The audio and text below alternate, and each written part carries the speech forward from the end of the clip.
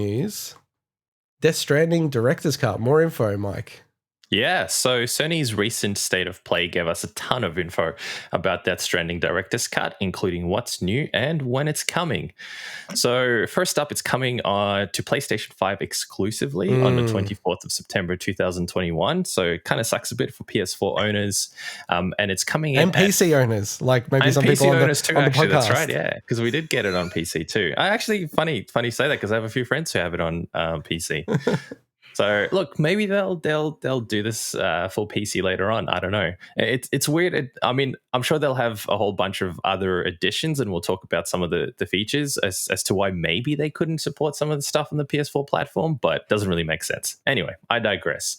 So it's going to be available for $50 USD. And existing owners of Death Stranding on PS4 can upgrade to the Director's Cut for $10, and that includes the Digital Deluxe Edition. So you get all the extra goodies as well with the $10 upgrade, which doesn't seem like a bad deal actually if you already have an existing copy. And I believe you two have existing copies on PC, so this isn't going to apply. But you should still play that game that I bought you.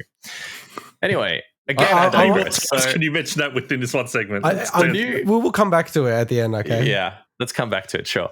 So the new trailer also showed off many of the cool new things that are included. And there's no word on if any of the new content or features will be made available to the PC version, as we've covered, which sucks. So what about some of the features before we discuss the whole PC thing? So when it comes to new content, there's new story missions, bosses, there's a firing range will look pretty sick in the trailer, and there's a fragile circuit racing mode, which is I wonder, I didn't quite see the details of whether you can create all your own little roads and create your own or join other players' roads as well. But it's a really interesting thing to integrate into a game like this, I think. There's a whole bunch of new equipment, including a maser gun, mounted guns, cargo catapult, which I think is going to be a bit of a gameplay change, being able to get certain cargo across terrains that are really, really tricky to traverse in the normal game. There's a new support skeleton, a buddy bot. I think a buddy bot's going to be really cool. So that looks so Metal Gear Solid 4. It totally Metal Gear Solid, but it looked awesome. So in the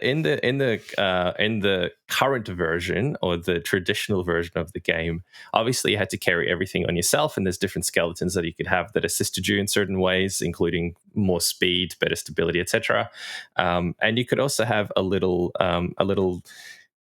thing you could pull behind you where you could stack a whole bunch of other containers, and the physics was really, really crazy well implemented in how it worked.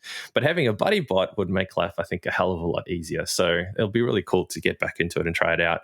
And the last thing was also a jump ramp, which is interesting. There's a few sections in the game where you can't really cross the terrain with a vehicle, obviously. Like there's a crevice and all sorts of holes and whatnot. So this could make it really interesting. As another way to actually traverse and get to where you need to. They've also upgraded melee combat, which should be interesting. I know in the very initial trailer that we saw, that looked very Metal Gear Solid-y, you know, the one I'm talking about with the box, where they sort of it felt like it was almost a level in the original Metal Gear in some sort of underground facility. So I think having upgraded melee combat in situations like that would be really good.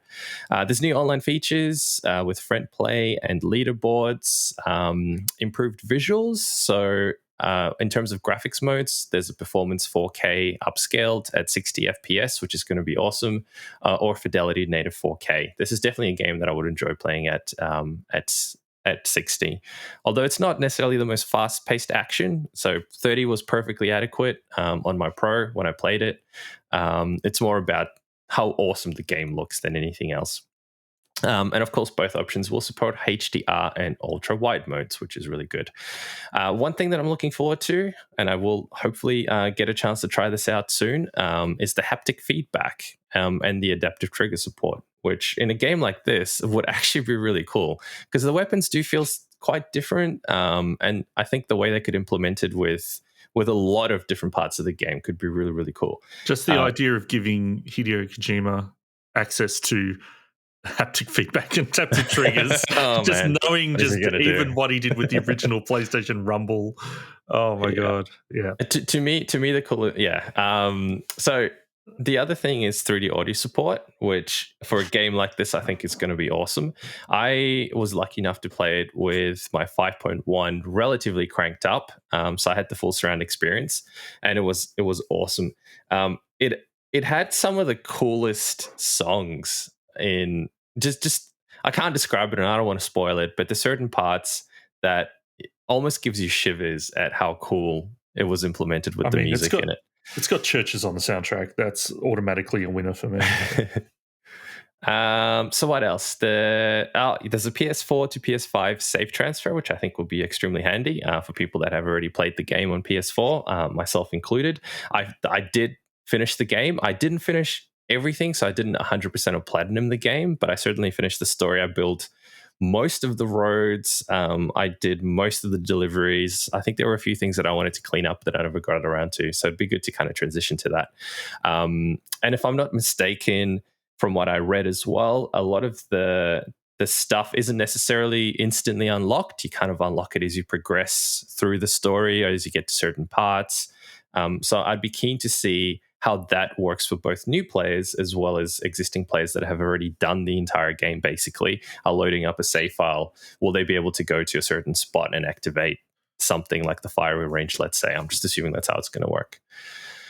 So I wonder, from considering I haven't played Death Stranding just yet, and I know that at least on the PS4 version, I assume the PC as well, is that the idea of it being a strand game where other players influence and you find, the equipment they build and the roads to build and stuff.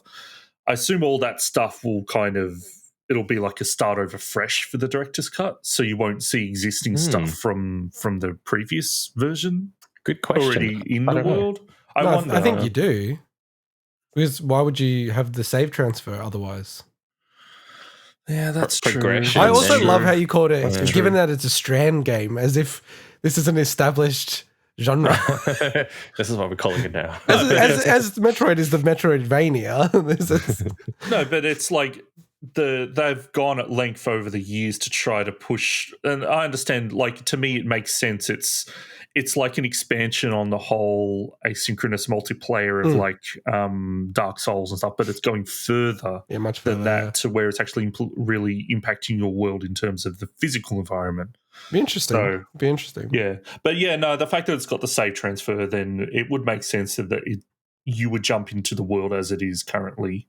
But I don't know until we get confirmation on that. I think that the pricing is where, in Australia, we're going to get screwed the most on these kind of things, like with Ghost of Tsushima and with this. Because, for US listeners, you've gone from $60 to $70 games in general. And so it's a $10 increase for you guys. But we had been really competitively priced in PS4, pretty much cheaper in Australia in US dollar terms to buy games. Now we're more expensive in this next gen, like ridiculously so. Like we're totally swinging the other way.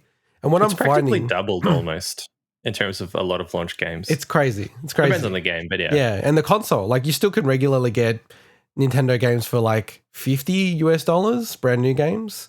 Whereas, like PS5 games are like $80 for us. It's nuts. I think it's more than that, actually. We pay $125 on some games, which is probably $100. Yeah, but that's the most extreme, right? Like, I don't think many people like that.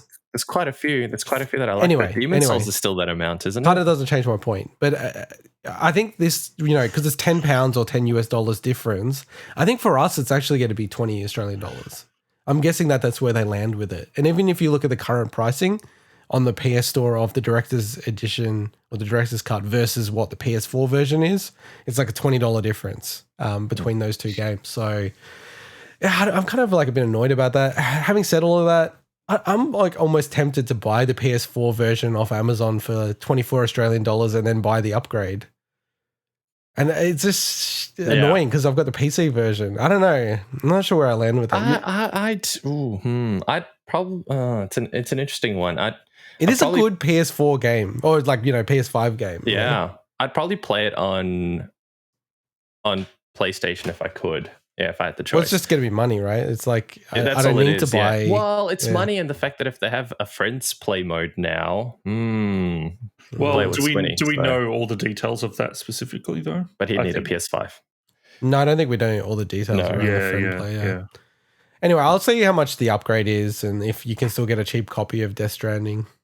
Like maybe you can even get a secondhand copy for pretty cheap. Oh, probably. Yeah, you can just borrow my copy. All right, let's move on to